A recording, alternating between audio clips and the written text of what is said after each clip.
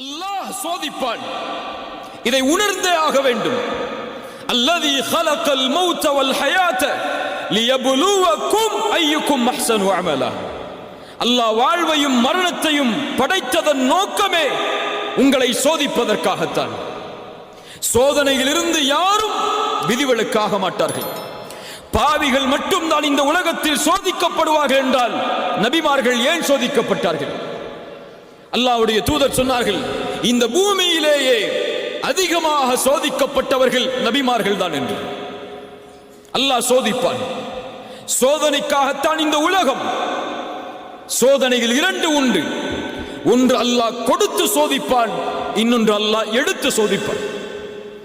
அல்லாஹ்வுடைய விதியை பொறுத்தவரை கொடுப்பதும் சோதனைதான், எடுப்பதும் சோதனைதான். சொல்லுங்கள், அல்லாஹ்வுடைய விதியை பொறுத்தவரை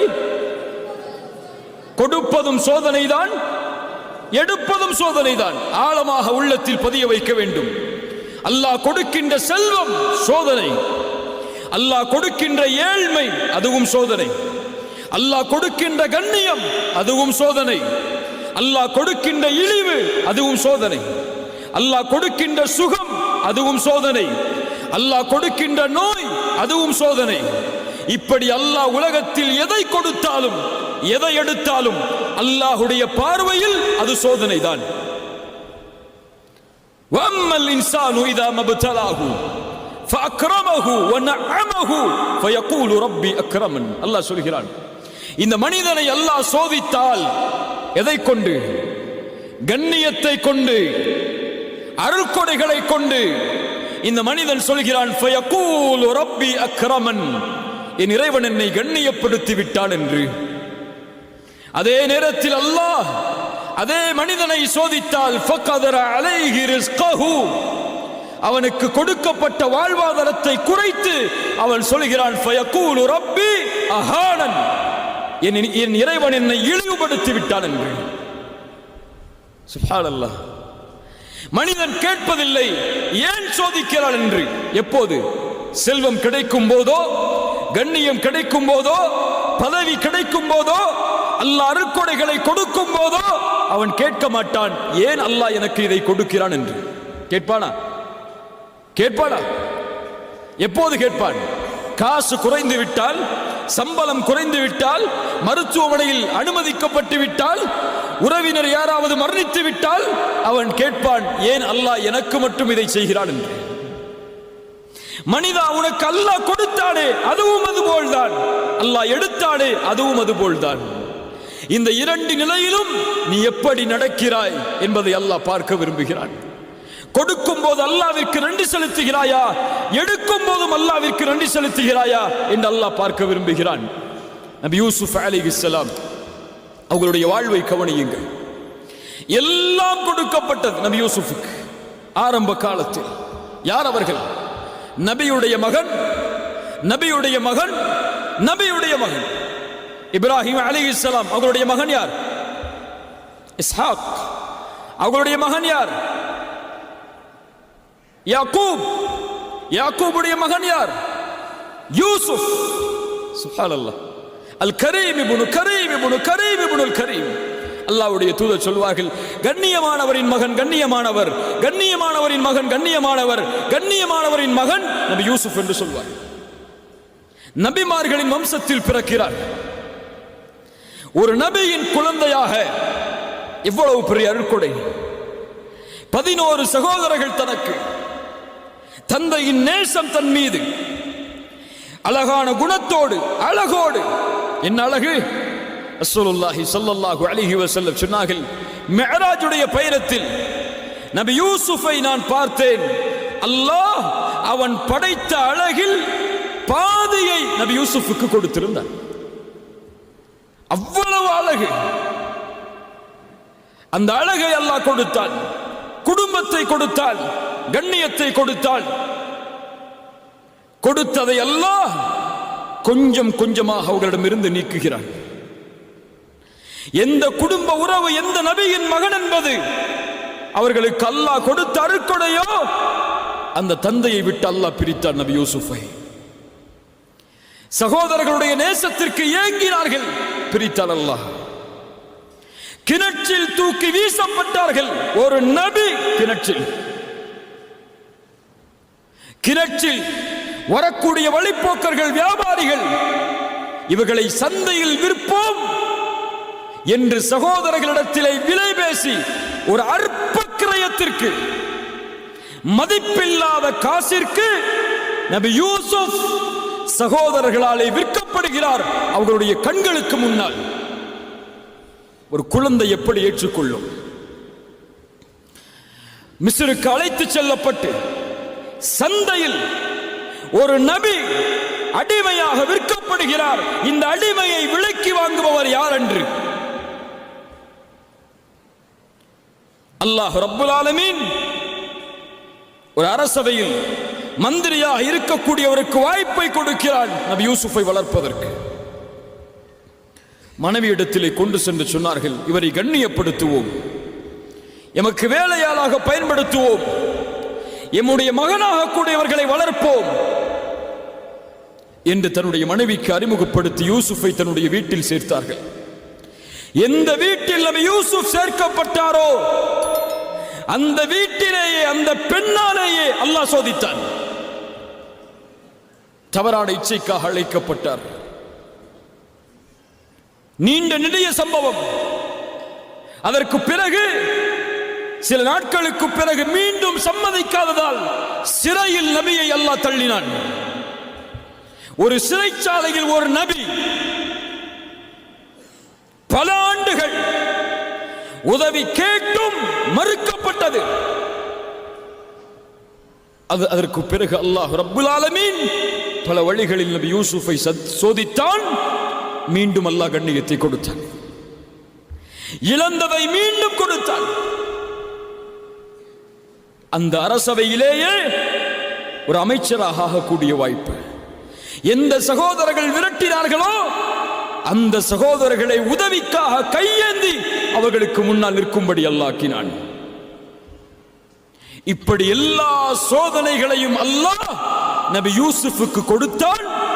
இந்த எந்த சோதனையிலும் நபி யூசுப் அலைஹிஸ்ஸலாம் ஏன் அல்லாஹ் எனக்கு இதை செய்கிறான் என்று கேட்கவில்லை.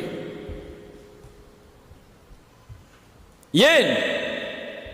இது அல்லாஹ் படைத்த உலகம், இது அவனுடைய விதியின்படி இறங்கக்கூடிய உலகம். இதில் எதை அவன் நாடுகிறானோ அதை செய்வான், எதை அவன் நாடவில்லையோ அதை செய்ய மாட்டான். அதில் ஏன் என்று கேட்கக்கூடிய உரிமை இந்த உலகத்தில் படைக்கப்பட்ட எந்த படைப்பிற்கும் கிடையாது. அதே வாழ்க்கை நபியை ஒப்பிடுங்கள். முஹம்மது ரசூலுல்லாஹ் ஸல்லல்லாஹு அலைஹி வஸல்லம் கண்ணியத்தோடு வாழ்ந்தவர்கள். மக்காவுடைய வீதிகளில் 40 ஆண்டுகளுக்கு பிறகு நபித்துவத்தை வெளிப்படுத்தியவுடன் சோதனை ஆரம்பிக்கிறது.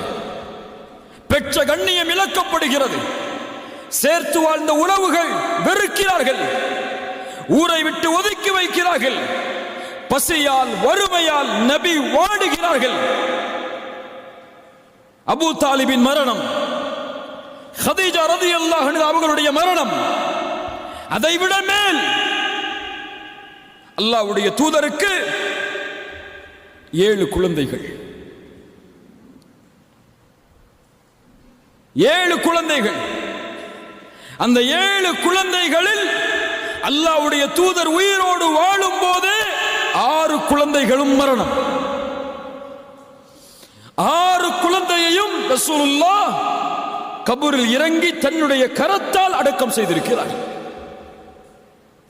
எவ்வளவு பெரிய சோதனை இது! ஒரு குழந்தையின் இழப்பை இழந்த பெற்றோரிடத்தில் சென்று கேட்டு பாருங்கள், துடித்து விடுவார்கள்.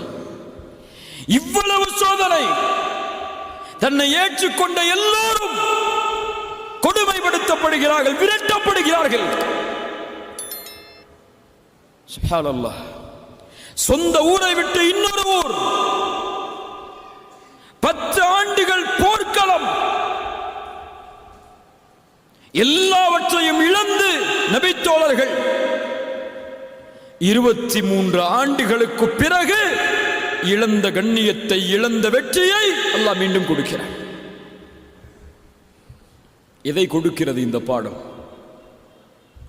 எதை கொடுக்கிறது இந்த பாடம்? அல்லாஹ் ஒருவரை சோதித்தால் உணர்ந்து கொள்ளட்டும், அல்லாஹ் அவரை தயார்படுத்துகிறான் ஒரு வெற்றியின் பாதைக்காக என்று.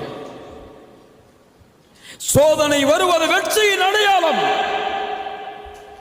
சோதிக்கப்படும் சமூகம் நன்மையில் நிலைத்திருந்தால் அதனுடைய கூலி இறுதியில் வெற்றி. அது பலருக்கு புரிவதில்லை. உலகில் ஏன் முஸ்லிம்கள் சோதிக்கப்படுகிறார்கள்? ஏன் உலக நாடுகளில் முஸ்லிம்கள் சிறுமைப்படுத்தப்படுகிறார்கள்?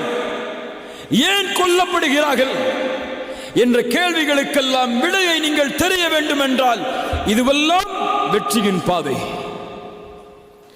வெற்றியை நோக்கி இந்த சமூகம் செல்கிறது என்பதற்கு அடையாளம் ஹுதைபியா உடன்படிக்கையை நீங்கள் அறிந்திருக்கலாம். அத்துணை ஆண்டுகளுடைய போராட்டத்திற்கு பிறகு நபியும் 4000 தோழர்களும் உம்ராவிற்காக தான் பிறந்து வளர்ந்த அல்லாஹ்வுடைய ஊரை நோக்கி செல்கிறார்கள். தடுக்கப்படுகிறார்கள். அல்லாஹ்வுடைய இறை இல்லத்தை தரிசிப்பதற்கு ஒரு நபி தடுக்கப்படுகிறார். தடுப்பான் அல்லாஹ், ஏற்றுக்கொண்டுதான் ஆக வேண்டும். அப்போது உடன்படிக்கை தயாராகிறது. மக்காவாசிகளுக்கும் அல்லாஹ்வுடைய தூதருக்கும் எழுதப்படுகிறது. உடன்படிக்கையில் முஹம்மது ரசூலுல்லாஹ்விற்கும் மக்கா குறைஷிகளுக்கும் எழுதப்படும் உடன்படிக்கை என்று அவர் சொன்னார். மக்காவாசிகளிடமிருந்து வந்தவர் ரசூலுல்லாஹ் என்று நாங்கள் ஏற்றுக்கொண்டால் ஏன் பிரச்சனை? முஹம்மதை ரசூலுல்லாஹ் என்று நாங்கள் அங்கீகரிக்கவில்லை. இதை அழித்துவிட்டு முஹம்மது இப்னு அப்துல்லாஹ் என்று எழுதுங்கள். அப்துல்லாவின் மகன் முஹம்மது, அதுதான் எங்களுக்கு தேவை. அலி அவர்களை பார்த்து ரசூலுல்லாஹ் சொன்னார்கள், அலியை அதை அழித்துவிட்டு எழுது. அலி சொன்னார்கள், ஒருபோதும் ரசூலுல்லாஹ்வை நாங்கள் அழிக்க மாட்டோம் என்று. ரசூலுல்லாஹ் கேட்டார்கள், எங்கே இருக்கிற இந்த வார்த்தை? கை காட்டப்பட்டது. அதை அல்லாஹ்வுடைய தூதர் தன்னுடைய கரத்தால் அழித்தார்கள். அதற்கு பிறகு எழுதப்பட்டது முஹம்மது இப்னு அப்துல்லாஹ், அவர்களிடமிருந்து குறைஷிகளுக்கு எழுதப்படும் உடன்படிக்கை என்று. இந்த ஆண்டு இங்கே நுழையக்கூடாது. அடுத்த ஆண்டு நுழைவதற்கு வாய்ப்பு, அதுவும் சில நாட்கள் தான். இனிமேல் மக்காவில் இருந்து இஸ்லாமை ஏற்று வந்தால் அவர் திரும்ப அனுப்பப்பட வேண்டும். எங்களை நோக்கி ஒருவர் வந்தால் திருப்பி அனுப்பப்பட மாட்டார். எல்லாம் நடக்கிறது. உடன்படிக்கை முடிந்தவர்கள் எடுத்துச் செல்லும் போது உமர் அவர்கள் அல்லாஹ்வுடைய தூதருடைய சட்டையை பிடித்து கேட்டார்கள், யா ரசூலல்லாஹ், சத்தியத்தில் இல்லையா? ஏன் காஃபிர்களுக்கு விட்டு கொடுத்து போக வேண்டும்? இதோ வாழ், போராடுவோம். ரசூலுல்லாஹ் சொன்னார்கள், முடியாது என்னால், முடியாது என்னால். எல்லா நபித்தோழர்களும் நபியின் கட்டளையை ஏற்பதற்கு தாமதமாகிறது. ரசூலுல்லாஹ் சொன்னார்கள், அல்லாஹ்வை பார்த்து, யா அல்லாஹ், இவர்கள் எல்லோரும் என் மீது கோபித்தாலும் நீ என் மீது கோபத்தோடு இல்லை என்றால் அதை பற்றி எந்த கவலையும் எனக்கு இல்லை. சுப்ஹானல்லாஹ். உமர் அவர்கள் திரும்ப செல்லும் போது அல்லாஹ் வசனத்தை இறக்குகிறான். மக்கா மதீனாவை நோக்கி. அந்த மக்காவுடைய அந்த சோதனைக்கு பிறகு இன்னா ஃபதஹ்னா லக ஃபத்ஹம் முபீனா, அல்லாஹ் தெளிவான வெற்றியை நபியே உங்களுக்கு அளிப்பான். ஹுதைபியா உடன்படிக்கையில் தாழ்வோடு திரும்பிச் செல்கிறார்கள். அல்லாஹ் வெற்றியின் வசனத்தை இறக்குகிறான். உமர் அவர்கள் ஓடி வந்து கேட்டார்கள், ஃபத்ஹுன் ஹுவ, அல்லாஹ்வுடைய தூதரை நடந்த உடன்படிக்கை வெற்றியா? ஆம். இந்த சோதனைக்கு அல்லாஹ் கொடுக்கக்கூடிய பரிசு அடுத்த ஆண்டு நுழைவோம் மக்காவை சொந்தமாக்குவதற்கு. உம்ராவிற்காக செல்லுகிறீர்களே, இது போதாது நபியே, இன்னும் சோதனை இருக்கிறது, அதை ஏற்றுக்கொள்ளுங்கள். அல்லாஹ் இந்த 2 ஹரமுடைய ஹலீஃபாவாக உங்களை மாற்றுவார். இதைத்தான் நபி யூசுஃபின் வரலாறும் எமக்கு பாடத்தை கொடுக்கிறது. இன்றே வெற்றி பெற வேண்டும், இன்றே சோதனை நீங்க வேண்டும், இன்றே பிரச்சனை நீங்க வேண்டும் என்று ஒருவன் நினைத்தால் நடக்காது. நபி நூஹ் தன்னோடு சில நபர்களை சேர்ப்பதற்கு, ஈமானை ஏற்றுக்கொண்டவர்களாக ஆக்குவதற்கு அவர்களுக்கு தேவைப்பட்ட ஆண்டு 950 ஆண்டு காலம். நபி மூசா ஃபிரௌனுடைய சோதனையிலிருந்து தப்பிப்பதற்கு அவர்கள் எடுத்துக்கொண்ட முயற்சி, அந்த முயற்சியின் வெற்றி அவர்களுடைய மரணம் வரை நீடித்தது. இப்ராஹிம் சோதிக்கவில்லையா அல்லாஹ்வுடைய நண்பரை? அல்லாஹ் நெருப்பு குண்டத்தில் வீச வைத்து சோதித்தான். மனைவியை இன்னொரு அரசன் தீண்டக்கூடிய அளவிற்கு சோதித்தான். தன் மகனையும் தன் மனைவியையும் மக்காவில் விட்டுவிட்டு திரும்ப வாருங்கள் என்று கட்டளையிட்டான். தான் பெற்ற மகளை இப்ராஹிமே உன் கரத்தால் அறு என்று அல்லாஹ் கட்டளையிட்டான். இத்துணை சோதனைகளுக்கு பிறகுதான் அல்லாஹ் ரப்புல் ஆலமீன் இப்ராஹிமுடைய சந்ததிகளை மக்காவில் வாழ வைத்தான். நபிக்கு மக்காவின் வெற்றியை உணர்வதற்கு 23 ஆண்டு காலம் தேவைப்பட்டது. 21 அல்லது 22 ஆண்டு காலங்கள். அதுபோல்தான் கண்ணியத்துக்குரியவர்களே, இந்த 20 வயதில் சோதனையா, 24 வயதில் சோதனையா, இந்த வயதில் ஏழ்மையா, இந்த வயதில் எதை தொட்டாலும் வெற்றி இல்லையா? கவலைப்படாதே, முயற்சியில் தொடர்ந்திரு. அல்லாஹ் ரப்புல் ஆலமீன் உனக்கென்று ஒரு நியதியை வைத்திருப்பான். பொறுமையோடு அல்லாஹ்வின் மீது நம்பிக்கை கொண்டிருந்தால், பாவங்களை விட்டு விடுபட்டிருந்தால், நீ எண்ணி பார்க்காத வெற்றியை அல்லாஹ் தருவான். فإن مع العسر يسرا إن مع العسر يسرا. துன்பத்தோடு இன்பம் வரும், நமக்கு தெரியாது. துன்பத்தோடு இன்பம் வரும். அந்த துன்பத்தை சகித்தால், அந்த கதரை ஏற்றுக்கொண்டால், அல்லாஹ்வுடைய விதி, இதை நான் பொருந்திக் கொள்கிறேன், ஆனால் அல்லாஹ் எனக்கு கொடுத்த வாய்ப்பு, முயற்சி, அதை ஒருபோதும் நான் கைவிட மாட்டேன் என்று அவனுடைய பாதையில் நிலைத்திருந்தால் அது போதும் அவனை வெற்றியடைய செய்வதற்கு.